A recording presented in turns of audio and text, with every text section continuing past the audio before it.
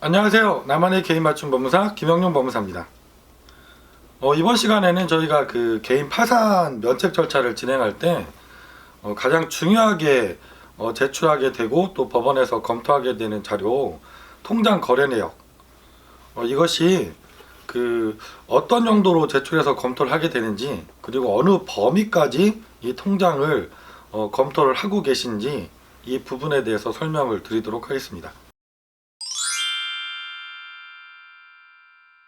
개인 파산 면책을 진행하면서 법원에서 많은 서류들을 요구하고 계시고 되게 꼼꼼하게 검토를 하고 계십니다.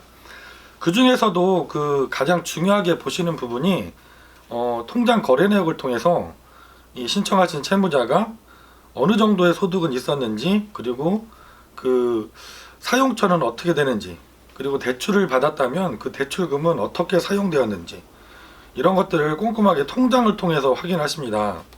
뭐 편파 변제 행위가 있진 않았는지, 재산을 뭐 현금으로 인출해서 은닉한 것은 없는지, 이런 부분들이 통장을 보면 다 나타나거든요.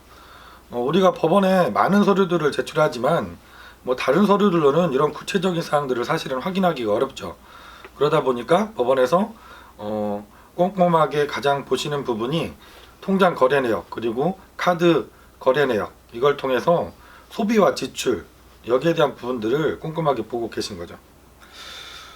그렇다면 그 법원에서는 이 통장을 제출 요구를 하시는 부분이 어디까지인지 이것을 설명을 드리겠습니다.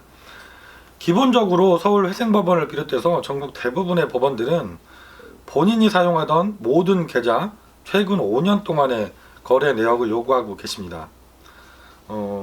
특이하게 뭐 청주지방법원 같은 경우는 본인뿐만 아니라 배우자, 미성년자, 자녀까지 최근 1년간의 통장 거래 내역을 요구하고 계시고요. 또 특이하게 대전지방법원 같은 경우는 본인뿐만 아니라 배우자까지 최근 2년간의 통장 거래 내역을 요구하고 계신 이렇게 특이한 법원들도 있으시죠. 그렇다면 그 청주나 대전을 제외하고 나머지 법원들은 본인 통장만 요구를 하고 계시느냐?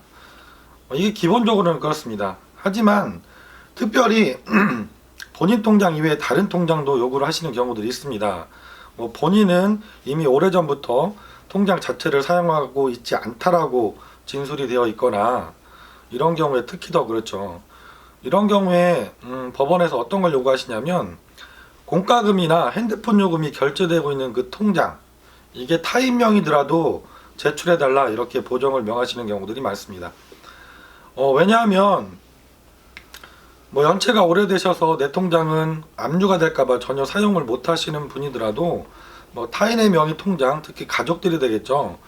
통장을 빌려서 사용하시는 경우가 많고, 이런 경우에는 그 타인 명의 통장, 내가 빌려서 사용하는 그 통장에서 공과금이나 핸드폰 요금 같은 우리 생활에 기본적으로 필요한 요금들이 자동 이체되는 경우가 많다라고 생각을 하고 계신 거죠. 그래서 내 핸드폰 요금이 결제되고 있는 통장은 타인 명의지만 내가 빌려서 채무자 본인이 사용했던 계좌라고 의심을 하시고 그 내역을 검토하시겠다고 요구를 하고 계신 겁니다. 이렇게 그 전국 법원별로 통장을 어느 범위까지 요구하시는지 약간 차이가 있고요. 또 대부분의 법원 같은 경우는 이 4명의 통장이 없더라도 타인의 명의 통장까지도 이렇게 제출을 요구하셔서 실제로 이분이 수입은 얼마나 있었는지, 그리고 지출된 내역은 어떤지, 이런 것들을 꼼꼼히 검토를 다 하고 계시고, 이 통장 거래 내역 때문에 면책 절차에서 문제가 생기는 경우들이 종종 발생을 하고 있습니다. 그게 문제가 되는 것들이 뭐 최근 대출 받은 것을 현금으로 인출해서 사용해서 소명이 되지 않는다던가, 뭐 개인들 주변의 지인분들한테 빌렸던 돈을 최근 대출로 이렇게 변제를 해주셔서 편파 변제 문제가 발생한다던가, 그리고 재산을 처분했는데 그 재산 처분하고 남은 돈을 사용처를 밝히는데도 통장이 유용하게 사용되죠.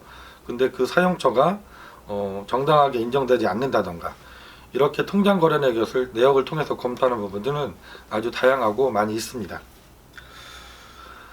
그래서 제가 이제 상담을 기본적으로 진행하면서 이렇게 최근 대출이 문제가 된다던가 뭐 여러 정황이 보이면 상담 오시는 의뢰인께 통장 내역을 좀 뽑아갖고 오시라, 그래서 제가 일일이 이렇게 검토를 해드리고 진행하게 되는 경우들도 많이 있는데요. 이 부분도 그 법원에서 워낙 꼼꼼하게 검토하고 계신 부분이기 때문에 신청하시기 전에 사전에 전문가를 통해서 내 통장 거래 내역이 문제되는 부분은 없는지 미리 검토를 받아 보시고 진행하시면 향후에 면책 절차에서 예상하지 못했던 문제가 발생해서 면책에 어려움을 겪는 그런 사정들을 방지할 수 있을 것 같습니다. 오늘은 개인 파산 면책 절차에서 통장 거래 내역은 어느 부분까지 검토를 하고 계신지 이 부분에 대해서 설명드렸습니다. 김영용 법무사였습니다. 감사합니다.